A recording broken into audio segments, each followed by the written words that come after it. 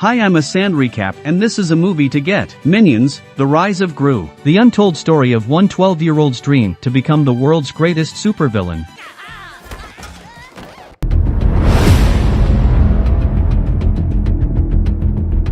The film opens in 1976. A supervillain named Beauty Base goes through the city as the Counter Lowlife Association pursues her, as she is taken a guide. In the wake of bringing the AVL specialists down, Beauty comes to her refuge at the Crook Records music shop. There, she joins the remainder of her group, the Horrendous Six: Solid Hold, Pious Devotee Hurl, Svengeance, 𝐒𝐲𝐧𝐨𝐩𝐬, and their pioneer, Wild Knuckles. They take a gander at the guide and find that it contains the area to a curio, known as the Zodiac Stone, which transforms the clients into strong creatures during the Chinese New Year. The horrible six fly to an island where the stone is. Wild Knuckles enters the sanctuary and finds the Zodiac Stone. However, he is gone after by little metal gatekeepers. He fends them off and escapes the sanctuary, just to find more watchmen pursuing him. The remainder of the six draw Knuckles up, yet they snatch the stone from him and deceive him, pronouncing that he is old and that the group should be controlled by new blood. They drop Knuckles into the sea and take off. Somewhere else, youthful Gru is 11 years of age and fantasies about being a supervillain, which makes him disliked with different children that believe he's a fruitcake. He gets gotten by Kevin, Bounce, and Stuart, all Pierre Casket. Alongside the other cronies, they ride back to Gru's home,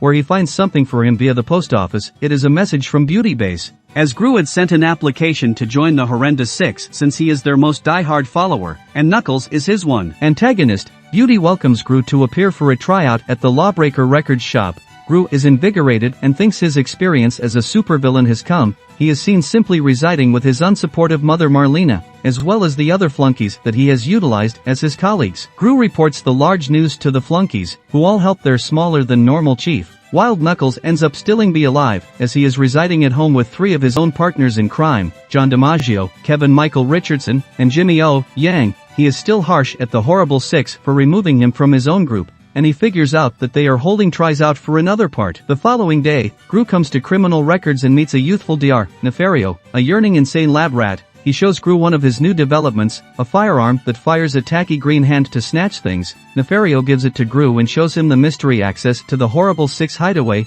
Notwithstanding, when he meets them, they excuse him for being a youngster. As 𝐒𝐲𝐬𝐬 expected, he was a little man when they explored his application. As they send him away, another competitor appears and attempts to flaunt his flight suit, just to have his jetpack break down and make him fly like insane. The Horrendous Six attempt to stop him, making them be diverted as Gru detects the Zodiac Stone behind them. He utilizes Nefario's weapon and swipes the stone, yet the six catch him and start to seek. After, Gru rejoins the cronies and throws the stone to one crony, Otto. Gru rides away as the six pursue him. He causes Solid Hold and Religious Recluse Hurl to thump each other out, and when Beauty and Svengeance hook onto Gru's bicycle, he utilizes the rocket to get them out of there. In the meantime, Knuckles saw the entire thing and follows Gru in his van. At the point when Gru successfully returns to his home, he and different followers trust that Otto will return home. When he does, he gives Gru a stone with googly eyes. Otto makes sense of that he wound up going through a lot of disasters until he wound up at a birthday celebration and exchanged the birthday kid the stone for the pet stone.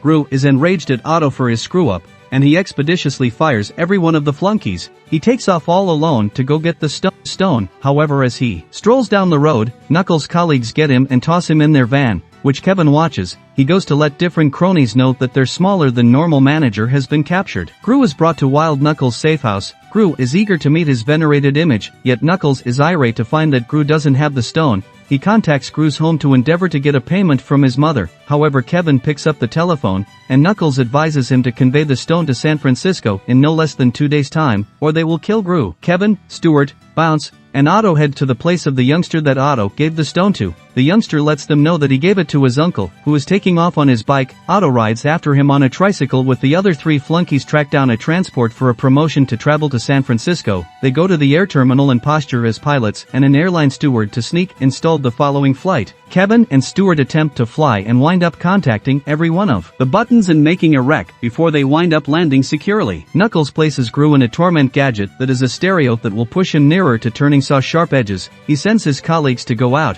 and they find the cronies. They attempt to get them, thinking they have the stone, and they end up in Chinatown where an acupuncturist named Expert Chow watches the partners in crime beating on the followers. Regardless of being a little old woman, Chow shows noteworthy kung fu abilities and fends the thugs off. The flunkies request that Chow show them her abilities, yet she says she is resigned from that life. Notwithstanding, when the threesome blaze their pup eyes at her, she yields. The thugs quit on Knuckles after their disaster. He liberates Gru from the snare and causes him to take care of errands. While cleaning his pool brimming with crocodiles, Knuckles falls in. Gru figures out how to haul him out and save him, and Knuckles is grateful. He brings Gru along on a heist. They go to the Bank of Malevolence, acting like granddad and grandson. Knuckles claims to have a coronary episode so Gru can swipe the keys of Mr. Perkins. Gru figures out how to take the Mona Lisa, doing right by Knuckles. Otto rides across many states on his trike to make up for lost time to the biker, yet he neglects to focus on him. The biker winds up spotting Otto and gets him, taking him to San Francisco on his bicycle and giving him the stone. Chow prepares the cronies in combative techniques, however they wind up harming themselves more than they do any learning. They rapidly figure out how to move forward their abilities, yet Chow says they just passed fundamental preparation. Tragically, the followers have proactively escaped and are en route to save Gru. The horrible six track down Gru's home and detach the rooftop,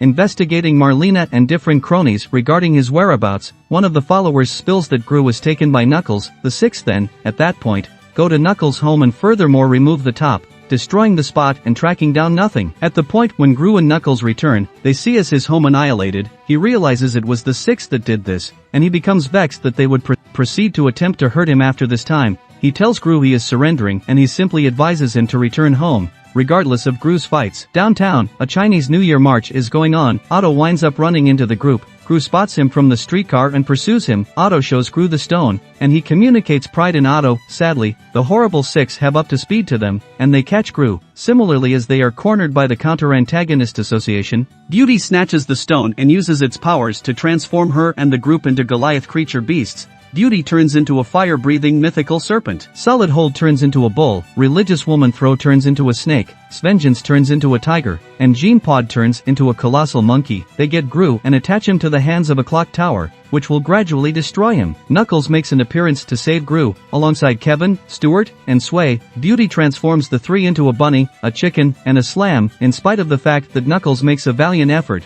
Beauty takes him out with her fire breath. The three recollect Chow's words and release their repressed monsters, and they continue to pummel the changed horrendous six. Otto liberates Gru, and he surges off to assist his companions. The three followers with overpowering the six, and Gru snatches the stone, utilizing it to transform them all into rodents. The AVL appears and arrests them. Knuckles is harmed and is likewise captured. However, he lets Gru know that he will see him again soon. Sliced to a burial service, where it appears to be that Knuckles has kicked the bucket. Gru gives him a contacting tribute, just to find that Knuckles faked his passing and is stowing away. After the cronies give a flunky interpretation of you can't necessarily in every case get what you need, Gru rejoins his venerated image, and they crash off toward the distant horizon with the other followers. During the credits, Gru carries the rehired followers to the Lawbreaker record shop, which has all the earmarks of being shutting. Gru inquires as to whether he might want to formally work for himself and fabricate devices, yet Nefario says he is surrendering the antagonist business. Gru and the cronies persuade him with their little dog eyes,